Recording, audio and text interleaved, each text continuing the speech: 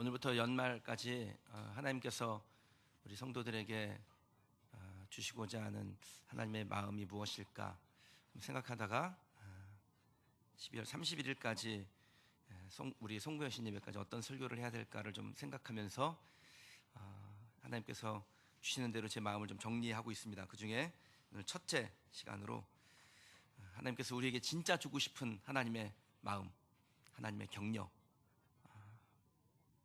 하나님의 사랑을 담아서 설교 말씀 함께 나누고자 합니다. 오늘 제목을 살리는 격려라고 잡았습니다.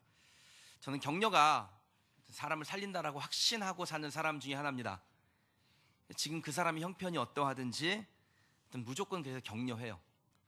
감정적으로는, 때때로 감정적으로는 제발 좀 그만했으면, 언제까지 그럴 겁니까? 그런 마음이 들 때도 저는 입에서는 괜찮습니다, 누구나 그런 겁니다, 잘할 수 있습니다, 이렇게 얘기합니다. 이건 제 의지적인 표현이죠. 왜냐하면 내 인간의 감정과 상관없이 하나님은 우리가 누군가에게 마음을 담아 격려할 때 그를 살려주시는 하나님이신 것을 제가 믿기 때문입니다. 저는 우리 교회가 격려가 풍성한 교회가 되기를 주님의 이름으로 축원합니다. 제가 목회를 하는 동안 저에게서도 또 우리 성도들에게서도 격려가 많이 나올 것이라고 믿습니다.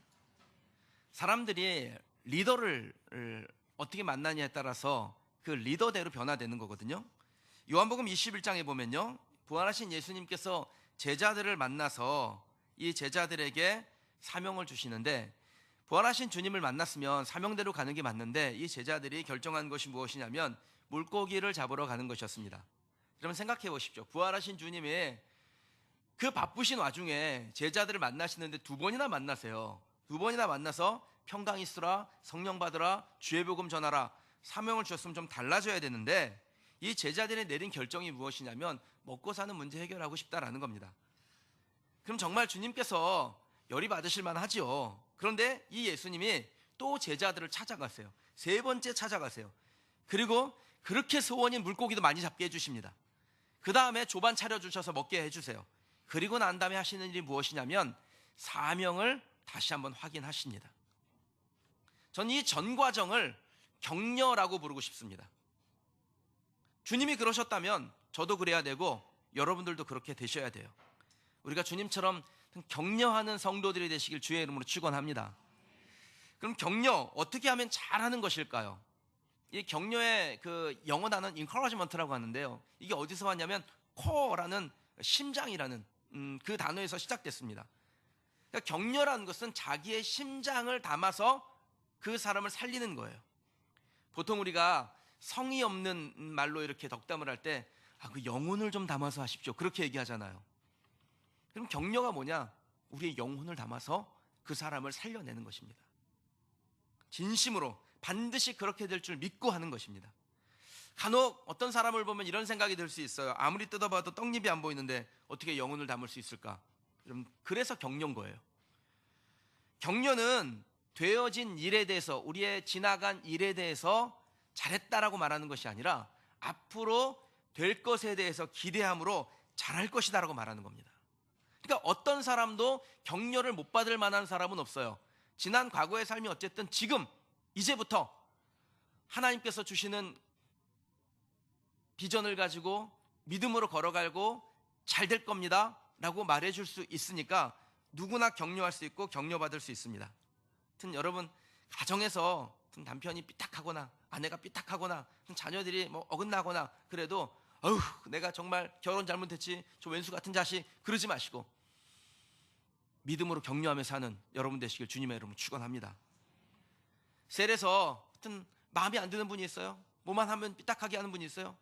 하나님 앞에, 하나님 다른 도시로 이사 가게 하셔가지고 우리 교회를 나오지 않게 해주십시오, 이러지 마시고 격려하시면 우리 세론이 달라졌어요, 이 소리 나오게 될 줄 믿습니다.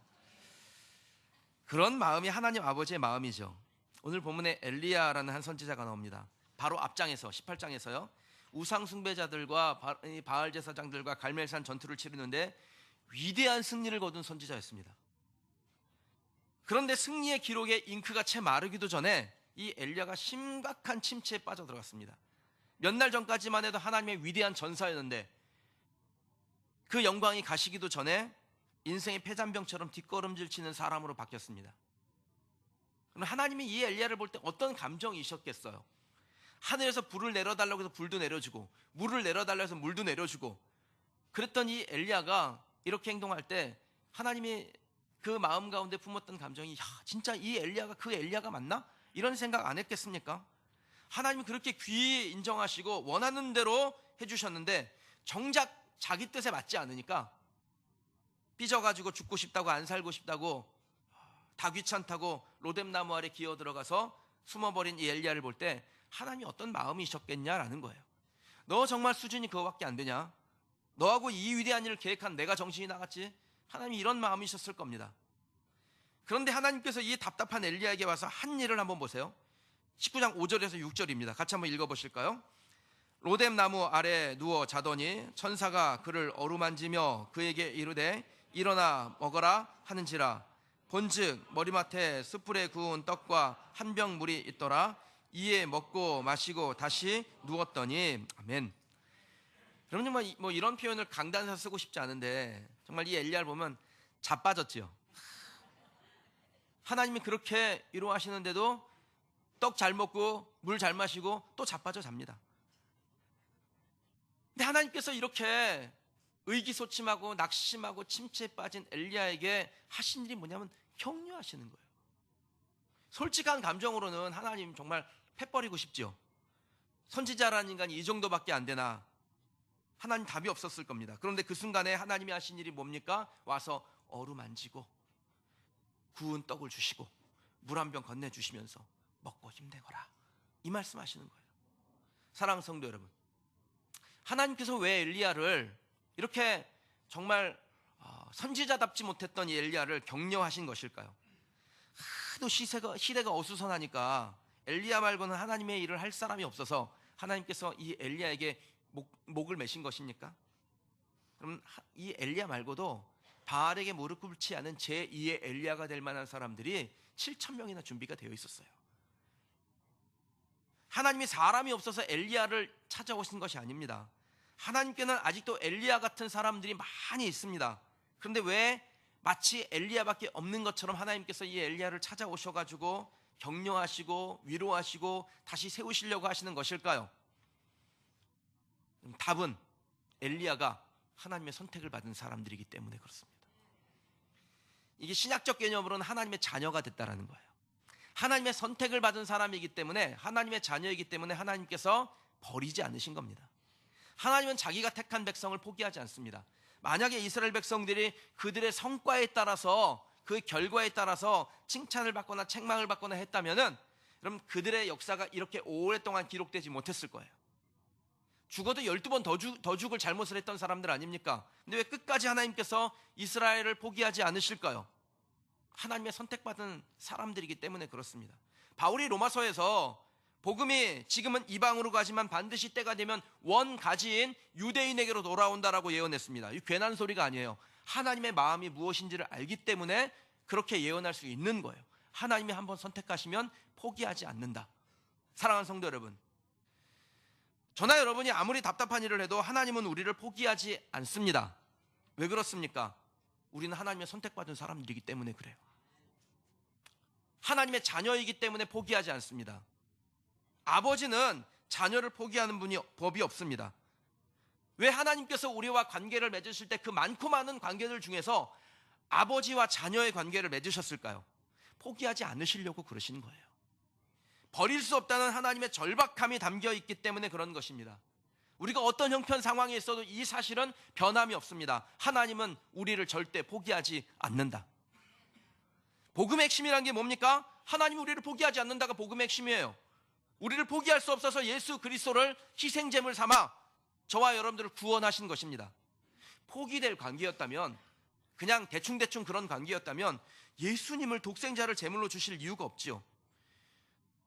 저와 여러분은 하나님께 무엇과도 비교할 수 없는 가장 소중한 존재입니다.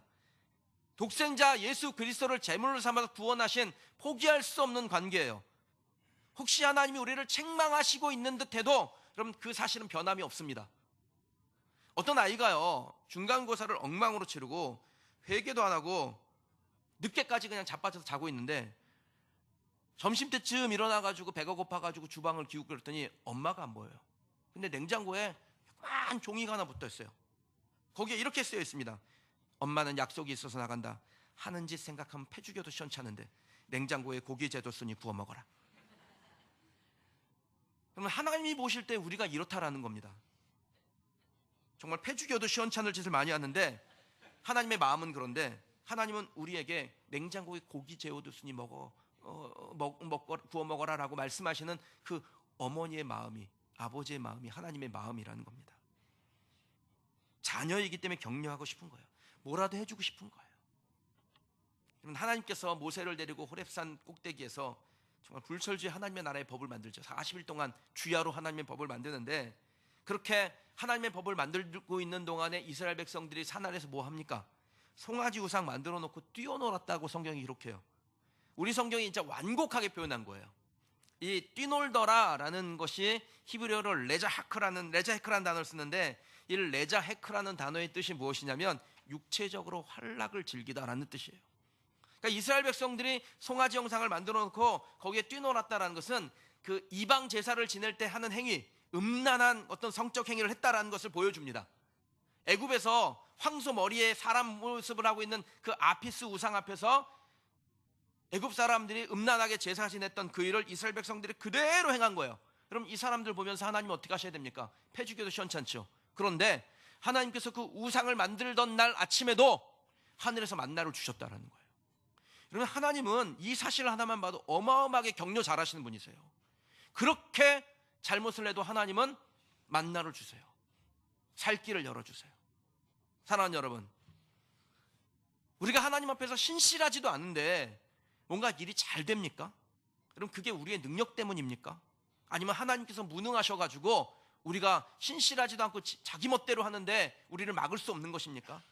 그럼 내가 형편이 없는데도 사고 없이 무사한 것은 하나님이 우리가 앞으로 잘할 것을 기대하시며 격려하시기 때문인 줄 믿습니다. 하나님이 엘리야에게 그렇게 격려하신 거예요. 지금 모습은 형편이 없지만 엘리야가 앞으로 하나님의 사역을 감당할 줄 믿고 격려하시는 거예요. 사랑하는 여러분, 오늘 우리가 주님의 말씀 듣고 저와 여러분에게 그렇게 격려하시는 주님 앞에 빨리 깨닫고 힘을 내고 하나님의 부르심에 온전히 순종하여 따라가는 성도들이 되시길 주님의 이름으로 축원합니다. 하나님이 왜 이렇게 엘리야를 격려하세요? 단지 엘리야가 하나님의 선택을 받은 자이기 때문만은 아닙니다. 하나님의 격려 안에는 항상 무엇이 담겨 있냐면 기대가 담겨 있어요. 어떤 기대입니까? 다시 일어날 것에 대한 기대예요. 7절 말씀 같이 한번 읽어보실게요. 여호와의 천사가 또다시 와서 어루만지며 이르되 일어나 먹으라. 내가 갈 길을 다 가지 못할까 하노라 하는지라. 아멘. 여러분, 하나님께서 또 천사를 보내서 엘리야를 어루만지고 떡도 주시고 물도 주십니다. 근데 그렇게 하시는 이유가 뭐예요? 분명히 성경에 나오죠.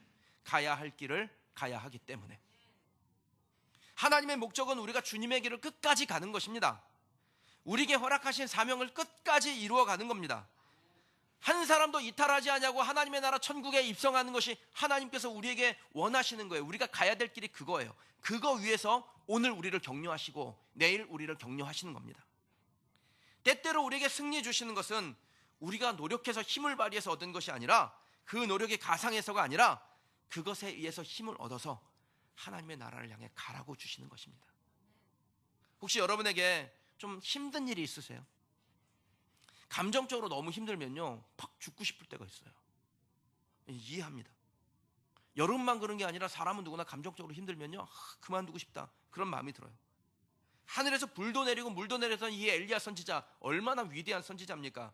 그런데 이 선지자도 감정적으로 확 힘들어지니까 이게 무슨 소용이냐고, 다 부질없다고, 그만 죽고 싶다고, 그렇게 하나님 앞에서 엎어졌습니다. 여러분, 그 상황에 있어도 하나님이요, 아유 꼴값도 풍년이다 그러지 아니하시고 안타까워하시면서 우리에게 용기 주시는 분이세요. 여러분, 용기 내시기 바랍니다. 하나님 있잖아요. 하나님이 우리가 못하면 격려하시고 잘하면 칭찬하시는데 그 하나님 앞에 용기 내어 다시 일어서시는 저와 여러분 되시길 주님의 이름으로 축원합니다. 혹시 여러분 중에 뭔가 일이 잘 풀리는 분이 계세요? 꽉 막혔었는데 정말 하나님께서 그 길을 열어주시는 분이 있습니까? 왜 그렇게 하실까요? 여러분, 그렇게 좋은 일이 있을 때 꼭 기억하시기 바랍니다. 하나님께서 우리에게 힘을 내어 우리가 가야 될 길을 가게 하기 위해서 하나님이 우리의 길을 열어주시는 것입니다.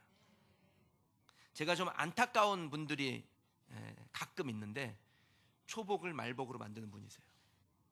무슨 말입니까? 하나님께서 길을 열어주셔서 복을 얻었으면 그 길을 열어주시는 것은 우리가 가야 할 길을 가기 위해서 길을 열어주시는 건데, 그것 잊어버리고 그 첫 축복의 열매에 취해서 일일이야 그렇게 살다가 그 첫 번째 축복을 마지막 축복으로 만드는 사람들이 간혹 있더라고요. 저는 여러분들이 그렇게 되지 않기를 원하고, 우리 성도들은 하나님께서 주시는 축복이 꼬리에 꼬리를 물고 부르실 그날까지 우리의 삶에 넘쳐 그것을 통해서 살아계신 하나님을 경험하며 또 하나님을 만나야 될 사람들에게 살아계신 하나님을 증거하는 우리 성도들 되시길 주의 이름으로 축원합니다. 하나님의 격려에는요, 하나님의 기대가 진하게 묻어 있는 거예요. 저는 우리 교회를 보면서 하나님의 격려가 진짜 진하게 묻어 있구나라는 생각을 합니다. 그러면 우리가 지금 하고자 하는 일이 뭡니까? 20년 된 교회도요, 감히 하기가 어려운 일을 4년도 채 안 된 교회가 하는 거예요. 이게 우리의 힘으로 하는 것입니까? 하나님께서 우리를 어루만져 주시고 떡도 주시고 물도 주셔서 하는 거 아닙니까?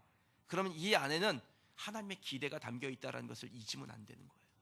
저도 그렇고 여러분들도 그렇고요, 하나님께서 우리를 향한 기대가 있다는 것을 기억하셔야 돼요.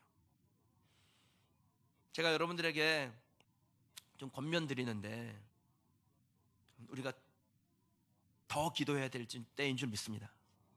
새벽 기도회, 수요 기도회, 또 셀 기도회로 모여서 기도해야 되는데, 하여튼 이게 좀 부족하지 않나라는 생각이 들어요. 그러면 더 힘을 내서 기도하십시다.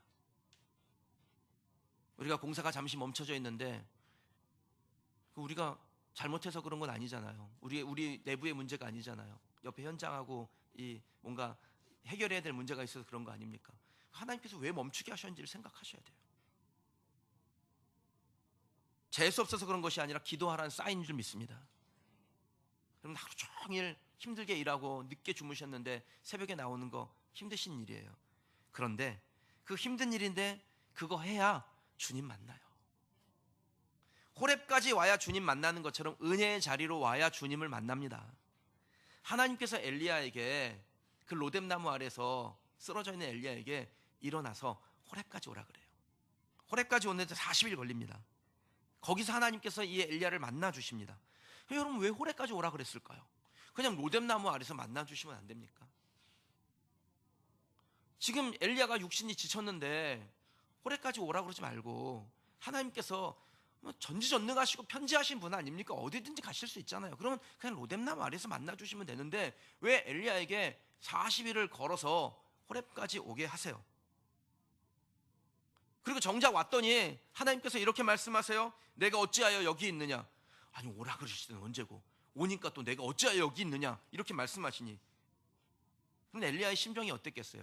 여러분, 그런데 하나님께서 엘리야를 호렙까지 오게 하시고 내가 어찌하여 여기 있느냐라고 말씀하신 이유가 있습니다. 매우 중요한 거예요.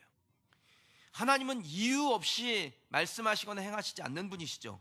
그렇다면 내가 어찌하여 여기 있느냐라고 말씀하실 때 여기에 분명한 하나님의 목적이 있습니다. 그 목적이 뭘까요? 첫 번째 목적은요, 엘리야의 사명을 다시 회복시키시려는 것이에요. 단지 하나님은 엘리야의 육체와 곤고한 심령을 회복하시려는 것이 아니라 엘리야에게 주신 그 선지자의 사명을 회복시키고자 하신 거예요. 선지자의 정체성을 회복하고자 하나님께서 묻습니다. 너는 어찌하여 여기에 있느냐? 이 질문 안에 담겨져 있는 의미가 뭡니까? 너는 왜 선지자가 됐느냐? 너는 무엇을 해야 될 사람이냐? 너를 향해 내가 기대했던 것이 무엇인지 너는 알고 있느냐? 이것을 물어보신다라는 거예요. 때때로 이런 질문은 우리가 영적으로 완전히 각성하고 부흥하는데 매우 좋은 질문입니다. 육체는 지치고 심령은 곤고한데 또 뭘 하자는 거지? 그냥 좀 쉬면 좋은데? 여러분, 이런 생각이 우리의 마음 가운데 들 때 하나님께서 우리에게 뭐라고 말씀하세요? 내가 어찌하여 거기 있느냐? 진짜 회복은 하나님 앞에 설 때 일어나는 줄 믿습니다. 로뎀나무 아래서는요, 배나 채우고 목이나 축이는 거예요. 진짜 회복은 호렙산 앞에, 하나님 앞에 설 때 일어나는 것입니다. 그럴 때 내 부패한 자아가 사라지고 하나님의 사명자로 온전하게 설 수 있는 것이죠. 부활하신 예수님께서 제자들을 만나셨을 때 이 제자들이 사명 내팽개치고 물고기 잡으러 갔습니다. 근데 그 물고기 잡으러 간 베드로에게 찾아오시죠. 예수님께서 하신 일이요, 어쩜 그렇게 엘리야에게 하나님께서 하신 일이랑 똑같은지 모르겠어요. 예수님이 찾아오셔서 하신 일들을 한번 제가 순서대로 풀어드릴게요. 베드로가 사명 내팽개치고 물고기 잡으러 갑니다. 예수님 다시 찾아오시죠. 그리고 소원풀이 해주세요. 물고기 많이 잡게 합니다. 생선 구워놓고 조반 차려주십니다. 여기까지가 로뎀나무 아래예요. 그 다음에 주님이 베드로에게 단도직입적으로 묻습니다. 요한의 아들 시몬아, 내가 이 사람들보다 나를 더 사랑하느냐? 마치 엘리야에게 내가 어찌하여 여기 있느냐라고 물으신 하나님의 음성과 같은 예수님의 질문 앞에 베드로가 고민해요. 왜냐하면 3번이나 물으셨기 때문에. 자꾸 물으시니까. 오늘 엘리야에게 2번이나 물으신 것처럼 베드로에게도 3번 물어보시죠. 그러니까 베드로가 근심하다가 고민하다가 자기의 사명을 확인합니다. 내가 여기서 물고기 잡는 인생이 되면 안 되는 거구나. 내가 주님의 부르심 앞에 믿음으로 반응하고 복음 사역에 선신해야 되는 사람이구나라는 걸 확인해요. 사랑하는 여러분, 우리가 육신이 지쳤어도 예배의 자리, 기도의 자리에 나오면 주님이 우리를 향하여 내가 어찌하여 여기 있느냐? 내가 너에게 준 사명이 무엇이냐? 내가 너에게 기대한 것이 어떤 것이냐? 너는 알고 있느냐? 물으시는 그 주님의 음성 앞에 나의 신앙이 회복되는 그 기회를 얻게 될 줄 믿습니다. 집에서 은혜 받을 수 있다고요? 물론 그럴 수도 있겠죠. 근데 제가 목회를 하면서 수없이 사람들이 은혜 받는 것을 듣고 봤는데, 아무리 힘들어도 주의 전에 나와서 기도하다가 말씀 보다가 찬송하다가 은혜 받고 성령 받는 것은 본 적이 있는데, 집에 소파에 누워가지고 은혜 받는 건 한 번도 본 적이 없어요. 그럼 은혜 받는 자리가 있습니다. 하나님께서 은혜 주실 자리로 나오는 저와 여러분 되시길 주의 이름으로 축원합니다. 힘드신 거 압니다. 하나님 따라가는 게 원래 십자가 지는 거예요. 근데 제대로 따라가면요, 그렇게 힘들 것 같은 십자가가 힘들지가 않은 거예요. 예수님께서 이렇게 말씀하시죠. 수고하고 무거운 짐진 자들아 다 내게로 오라. 내가 너희를 쉬게 하리라. 나는 마음이 온유하고 겸손하니 나의 멍에를 메고 내게 배우라. 그리하면 너희 마음이 쉼을 얻으리니 이는 내 멍에는 쉽고 내 짐은 가벼움이라. 주님이 우리에게 짐을 벗겨주신다는 말씀을 하신 적이 없습니다. 우리에게 짐을 도리어 지워주시죠. 그런데 주님을 잘 따라가다 보면 그 짐이 쉽고 가볍다라는 것을 알게 된다는 거예요. 주님을 통해서 우리에게 주시는 그 짐이 쉽고 가벼운 것임을 발견하려면 주님을 만나는 자리에 있어야 됩니다. 육신의 힘도 필요하죠. 만약에 육신의 회복이 필요 없다면 왜 주님이 엘리야에게 와서 떡도 주시고 물도 주시고 어루만지시고 그랬겠어요? 만약에 육신의 쉼이 필요 없다면 이스라엘 백성들이 광야를 가는 동안에 내리 광야만 가지 왜 엘림과 같은 곳으로 가서 쉼을 갖게 하셨겠습니까? 그러나 그런 육신의 쉼은 잠시 지나가는 것이고 진정한 쉼은 우리의 갈 길을 나가서 하나님 앞에 설 때인 줄 믿습니다. 이번 한 주간 이 말씀 기억하면서 더욱 주님 앞에 서는 선택을 하는 우리 성도들이 되시길 주의 이름으로 축원합니다. 새벽에 수요 기도회, 셀 기도회, 아무튼 지친 육신이지만 내 영이 살기를 소망하며 주님의 은혜를 사모하며 나오는 저와 여러분 되시기를 주의 이름으로 축원합니다. 내가 어찌하여 여기 있느냐라는 말씀이 본문 2번이나 나오는데요, 이같이 말씀하신 하나님의 목적이 뭐겠습니까? 2번째 목적이 있습니다. 하나님의 선택을 받은 자는 죽지 않는다라는 거예요. 여러분, 엘리야는 이세벨의 협박을 받고요, 목숨의 위협을 느꼈습니다. 그리고 광야에 가서 죽기를 원해요. 근데 엘리야가 죽고 싶다고 하는데 엘리야는 이미 죽을 고비를 수없이 넘긴 사람이었어요. 3년 6개월 동안 가뭄이 들었을 때 이 가뭄의 원흉이 누굽니까? 엘리야 때문이에요. 엘리야가 비 오지 않게 한다고 하나님 앞에 기도해가지고 비가 안 오는 거 아닙니까? 그러니까 사람들이 엘리야 원망을 했어요. 잡으면 그냥 죽여버리겠다는 소리를 한두 사람이 했겠냐고요. 하나님이 함께하지 않으셨으면 바알 제사장과 그 영적 전쟁을 할 때 바알 제사장들에게 다 잡혀서 죽임 당할 사람이었습니다. 이미 숱하게 죽음의 위기를 넘긴 사람이에요. 게다가 진짜 죽음의 위기 앞에 섰는데, 호렙산 앞에 섰을 때 죽을 뻔했어요. 한번 보시겠습니까? 11절 12절 말씀인데 같이 한번 읽으실게요. 여호와께서 이르시되 너는 나가서 여호와 앞에서 산에 서라 하시더니 여호와 앞에 크고 강한 바람이 산을 가르고 바위를 부수나 바람 가운데 여호와께서 계시지 아니하며 바람 후에 지진이 있으나 지진 가운데도 여호와께서 계시지 아니하며 또 지진 후에 불이 있으나 불 가운데에도 여호와께서 계시지 아니하더니 불 후에 세미한 소리가 있는지라. 아멘. 산이 갈라지고 바위가 깨지고 어마어마한 돌풍이 불고 지진이 나고 갈라진 틈에서 막 불이 솟구쳐 올라와요. 그럼 이 무시무시한 자연현상 후에 하나님의 음성이 들리는데 세미한 소리로 들린다고 기록합니다. 그러면 이 세미한 소리를 들었던 엘리야의 마음이 어땠겠어요? 평안 아니었겠습니까? 여러분이 만약에 산에 서 있다고 한번 상상해 보세요. 산에 올라가는데 갑자기 막 땅이 흔들려요. 그리고 막 바위가 막 깨져 나갑니다. 돌풍이 부는데 그 돌풍에 막 어떻게 주체할 수 없어요. 지진이 나고 땅이 갈라지고 거기서 시뻘건 용암이 막 솟구쳐 올라옵니다. 여러분의 그때의 심정이 어떻겠어요? 난 죽었구나. 난 여기서 끝난구나. 그런 생각이 안 들겠습니까? 그런데 갑자기 그게 순식간에 고요해지더니 하나님의 세미한 소리가 들려요. 여러분, 그 소리 들을 때 우리의 마음이 어떻게 변해요? 나 이제 살겠구나. 나 안 죽는 거구나. 이런 생각 안 들겠습니까? 만약에 하나님께서요, 이 자연현상이 딱 지나간 다음에 마치 우레와 같은 소리로 내가 어쩌요 여기 있느냐 소리를 질렀다면 아마 엘리야는 뒤로 자빠져서 기절했을 거예요. 그런데 주님이 어떻게 부르세요? 세미한 소리로. 이거 히브리어 성경에 보면 때마마 다카라고 돼 있어요. 이 때마마라는 건 평온함이라는 뜻이고 다카는 고요하고 곱고 가는 소리, 여성의 소리를 말해요. 그러니까 하나님께서 엘리야를 부르실 때 평안하게 그리고 여성의 목소리로 부르셨다라는 것입니다. 어머니의 위로가 거기서 엘리야가 느꼈던 감정이에요. 내가 어찌하여 여기 있느냐. 그냥 문장 안에 감춰진 그 뉘앙스를 다 살려서 읽어보면 내가 어찌하여 여기 있느냐 엘리야야. 누가 너를 지켰느냐. 네가 지금까지 살아온 세월 동안 누가 너와 함께 했느냐. 이 어마어마한 자연현상 중에 너를 지킨 자가 누구냐. 내가 너를 지키지 아니하였느냐. 내가 너를 지키는 동안 너는 죽지 않는다. 이 음성 들려주시는 겁니다. 사랑하는 여러분, 여러분도 죽지 않습니다. 죽을 위기에 놓였을 뿐이지 죽지 않아요. 이미 예수 그리스도를 통해서 우리에게 영원한 생명을 주셨고 그리고 이 땅에서도 주님이 우리를 지켜주실 줄 믿습니다.